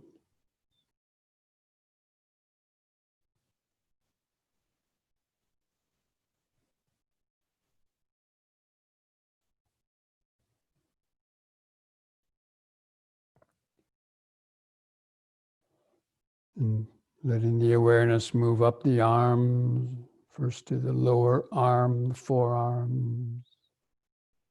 Feel the clothing touching the outer skin, inside the muscle tissue, pulsation, some other sensation. Feel something on the right arm, then the left arm.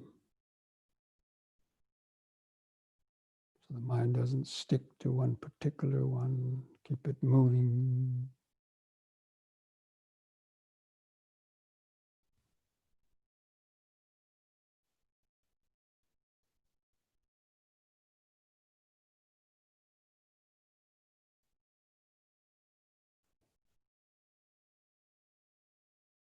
And feel the elbows.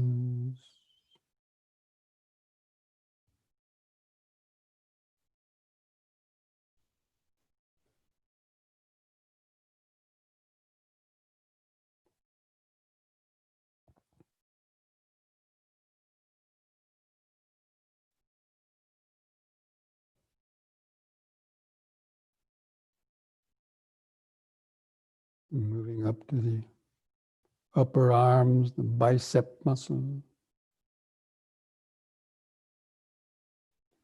Feel the weight of the upper arms hanging from the shoulders.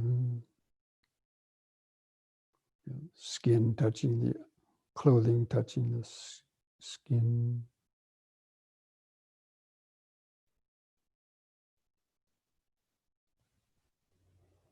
And something on the right arm, something on the left.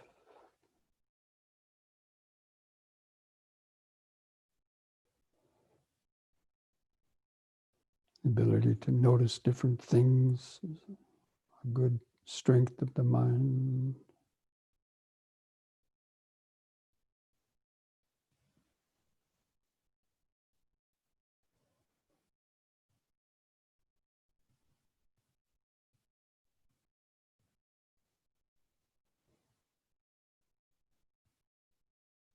Now move the attention into the center of the body to feel the stomach and chest area. Maybe take a few deep, slow breaths to perhaps wake up if the mind is getting drowsy, just to feel that exaggerated sensations. The clothing rubbing against the skin as it expands and contracts from the stomach to chest. Holding in the breath several seconds, maybe as you notice the internal kind of tingling sensation, pressure. Feel the pause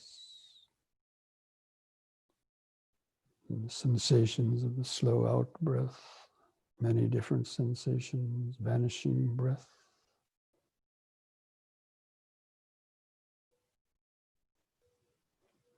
The in-breath arises.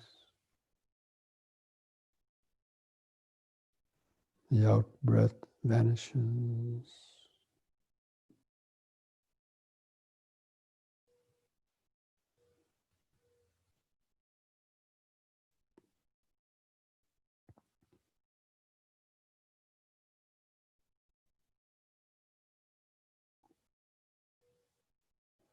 You might feel the heart beating in the chest or any chest pain.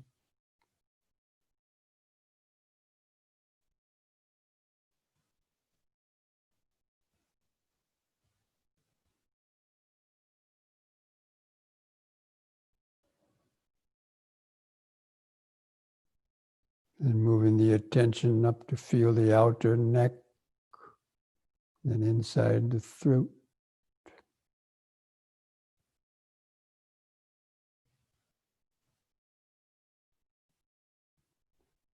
Be aware of any sensations to want to swallow or to cough.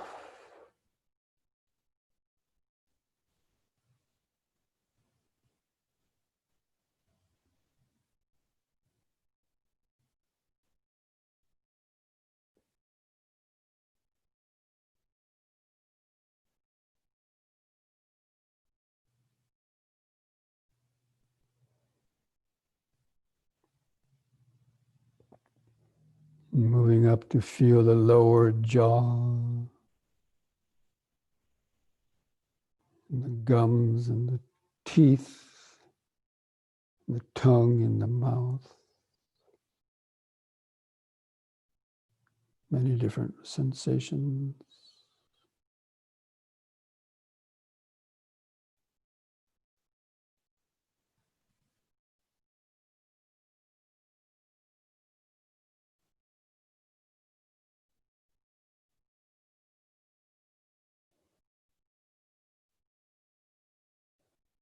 Move the attention out to the point of the chin. See if you can feel some sensations at the point of the chin.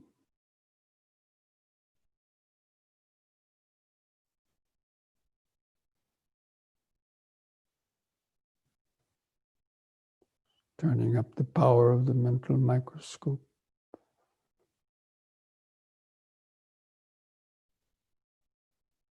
And feel where the lips touch together. Many different little sensations.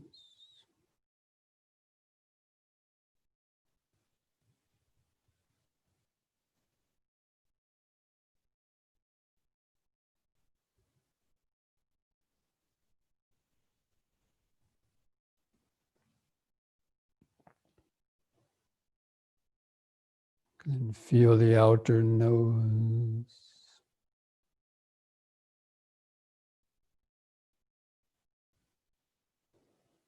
And take a few more deep, slow breaths to feel the air moving through the nostrils. Any sensations connected with that?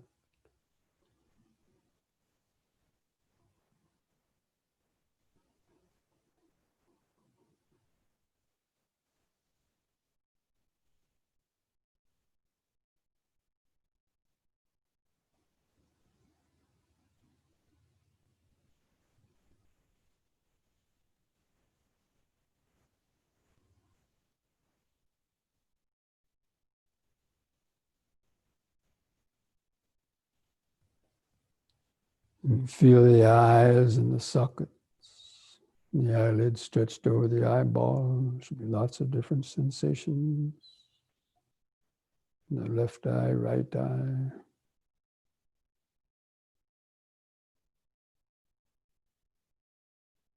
You might see some mental image or just darkness, or color.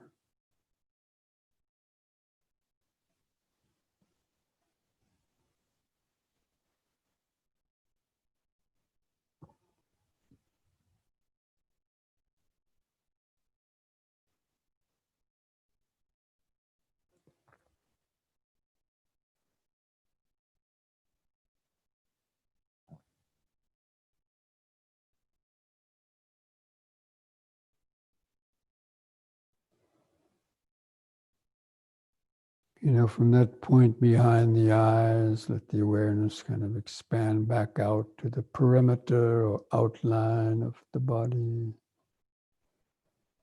Try to feel the outline of that body. Try to hold that in the mind's eyes. Again, the general sense of the buttocks and feet underneath. Hands, arms in the center, the head on top, clothing touching the skin on different places. Just try to hold that outline in the mind's eye, just feeling some sensations from those different places. Kind of just looking into an inner mirror.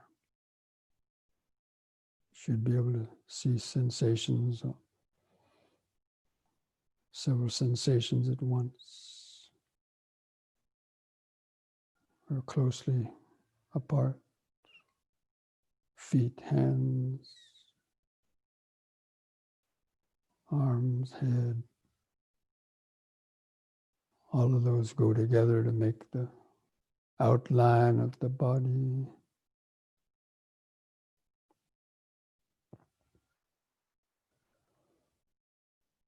And again, you can, and the breathing is there in the center. You can take a few more deep, slow breaths to feel that expanding and contracting or arising and vanishing of the in-breath, the arising and vanishing of the out-breath.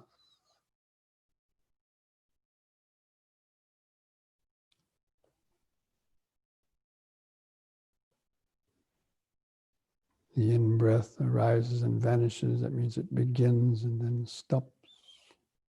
The out-breath begins and stops, arises and vanishes. But around the breathing, feel the arms on either side, the head above, buttocks, legs, or feet underneath. So if you just pay lightly attention to that breathing in the center, you should be able to, but don't exclusively focus on it. Just let it be there in the middle. At the same time as feel those edges of the body.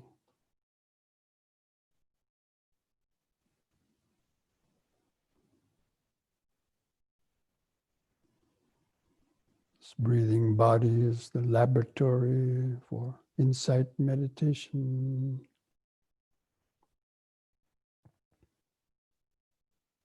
And just develop that idea of impermanence, that all these body sensations are constantly arising and vanishing. The in-breath arises and vanishes. The out-breath arises and vanishes. The arise, last 1 or 2 seconds, vanish. Some itch or body movement arise and vanish quickly. Or other sensations. You don't really have to look for anything. They should just, by themselves, appear in the awareness.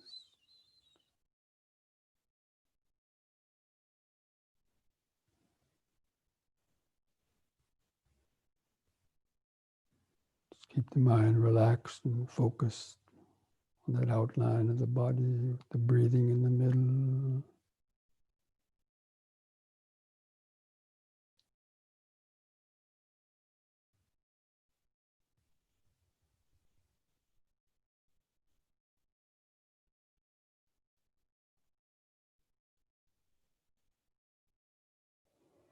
At the same time, be alert for thoughts, trying to sneak in.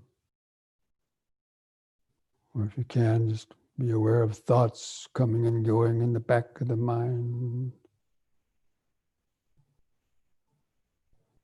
You can notice those just like you notice advertisements or news bulletins going across the bottom of your cell phone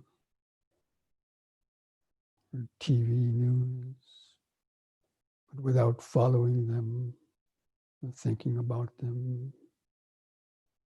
Just thinking, coming and going.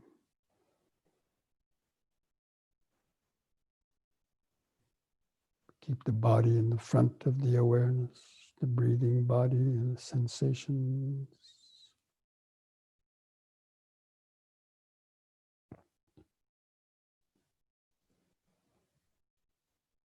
You might even hear sounds that just arise and vanish through the ears. Just hearing, moments of hearing.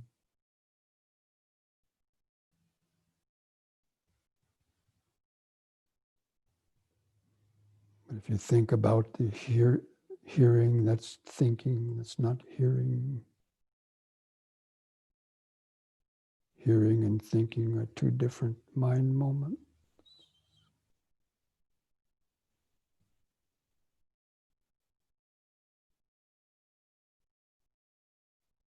Feeling the body and thinking about the body are also 2 different moments, Just arise and change and vanish.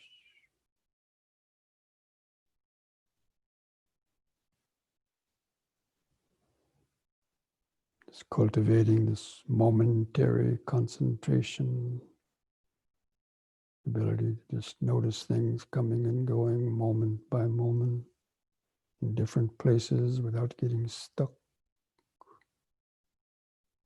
There's no need to get stuck.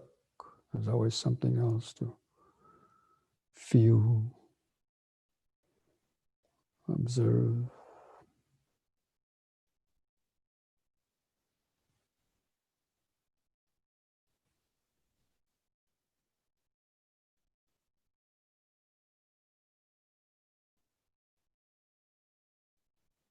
Especially being alert for hindrances. If anything sticks in the mind, apply the appropriate antidote.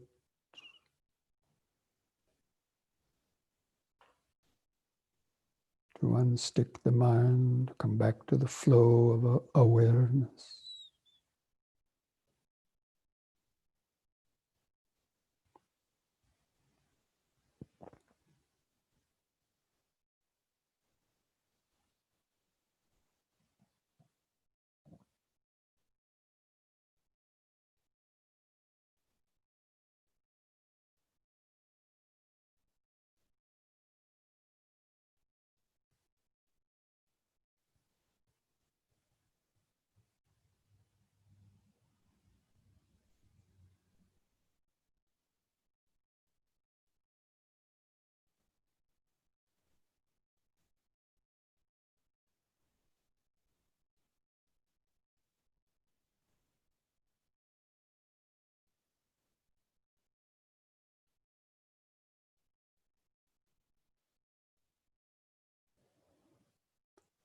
If at any time the mind gets confused or races too fast, take some deep, slow breaths to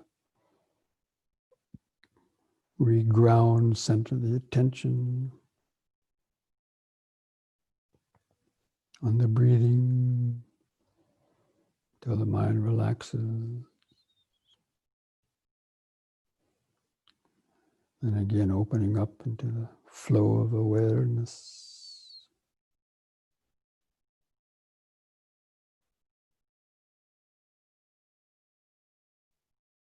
Different body sensations coming and going.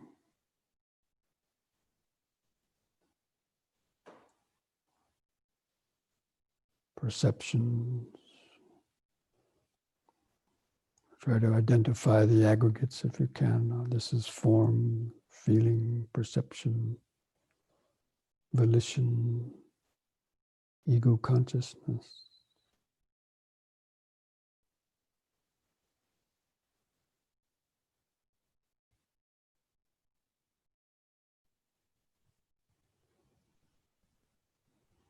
If the mind is calm enough, just let that speed of noticing kind of build up.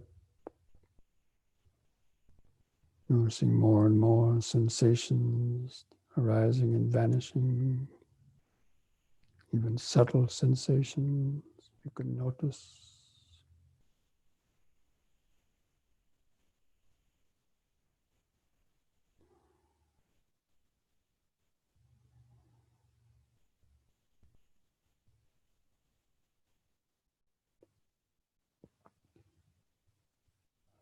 Just understanding that on this body there are the 5 physical sense organs transmitting vibrations to the brain,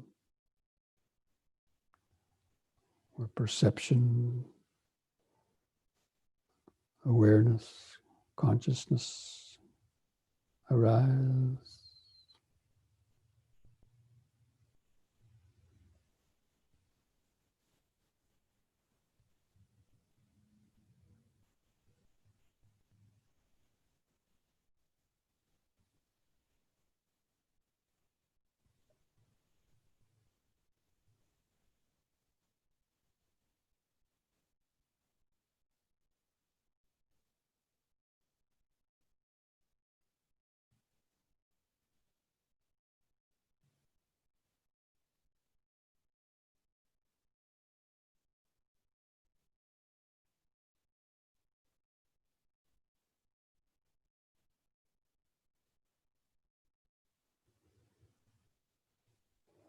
Especially paying attention to how quickly certain sensations just vanish instantly, like they didn't even exist. That shooting star that you notice vanishing.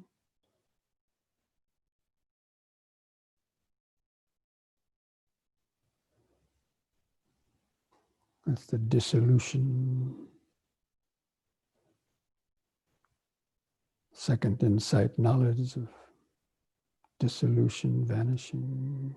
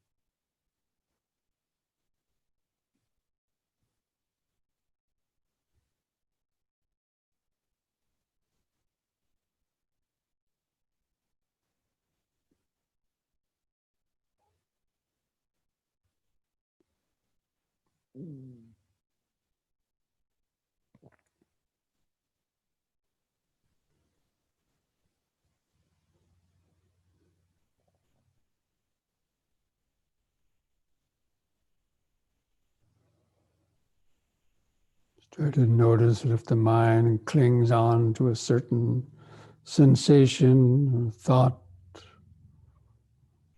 that causes distress or agitation,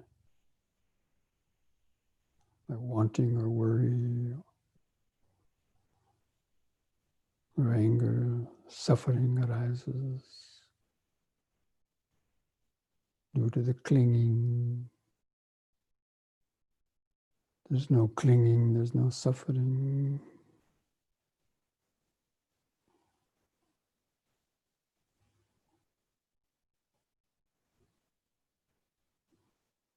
Clinging mind is what creates the past and the future. But in the momentary concentration from moment to moment, there's only the present moment, arising and vanishing through the space of awareness.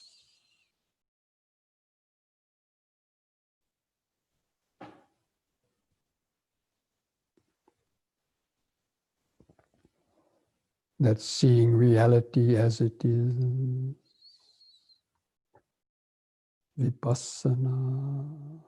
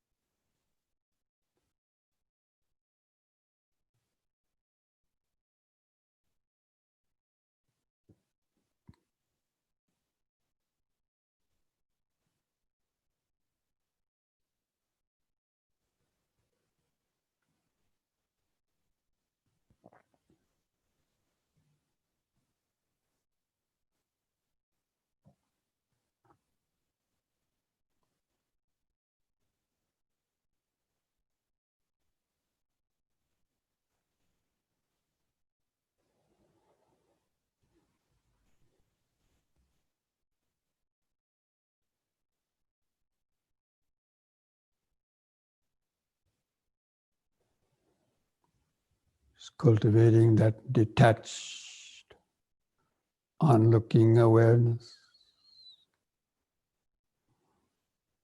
that dispassion towards the attachment and ignorance in the mind.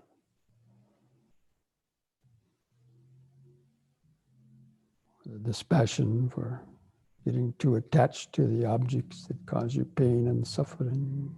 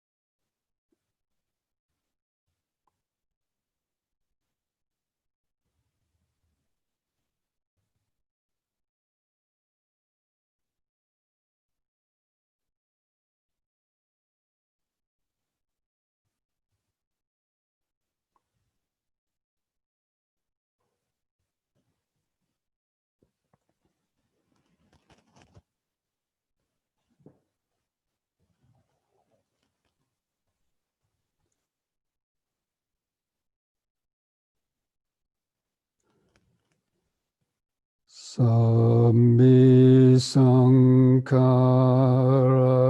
anicchati yada panyaya pasati atanibindati dukhi Esamaggo visuddhiya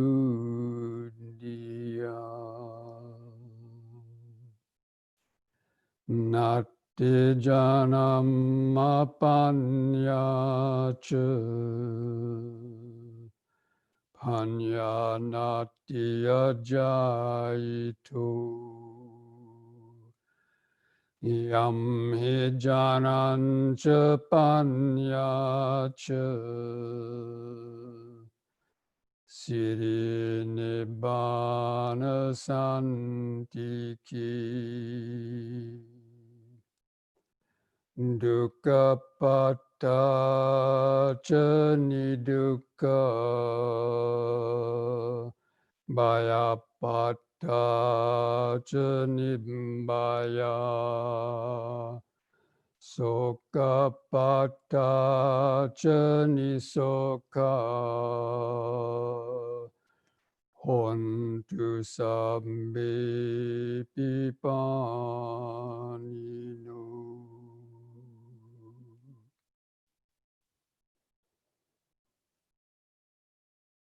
All conditioned things of this body, mind, and world are impermanent. When one sees this with the eye of wisdom, one becomes disenchanted with suffering. This is the path to purity. And there's no meditation without wisdom, no wisdom without meditation. One who both meditates and is wise is close to peace and freedom. And may the suffering be free from suffering. May the fear struck be free from fear. May the grieving be free from grief. In this way may all beings live with mindfulness and wisdom. Thus spoke the Buddha.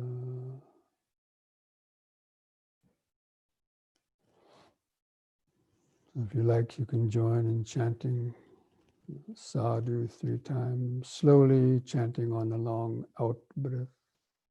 So breathe in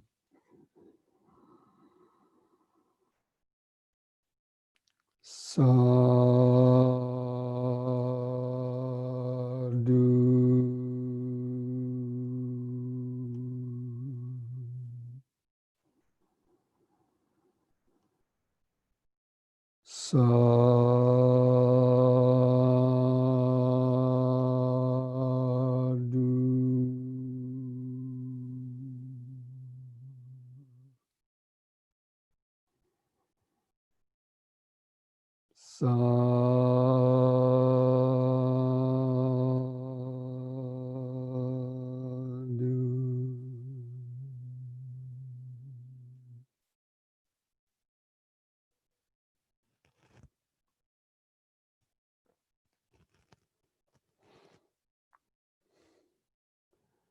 friends, this brings our meditation session to an end, and I hope you're able to, get some little insights or some new ways of reflecting on the Dhamma and your meditation practice. And as I mentioned on Wednesday evening, I'll be going back to the Satipatthana Sutta to cover some aspects of that, especially the contemplation of feelings, mind states, and contemplation of the Dhamma. And then next Sunday's talk, kind of carrying on from where we left off today with some other aspects of meditation practice. So wish you all the best during the next week, and hope you can continue to meditate at least once or twice a day. And don't forget, mindfulness a day keeps dukkha away. Yes, even though I can't hear you, I read your lips. So anyway, all the best. If any of you like to hang on for a little bit longer, I'll be, hanging around. So like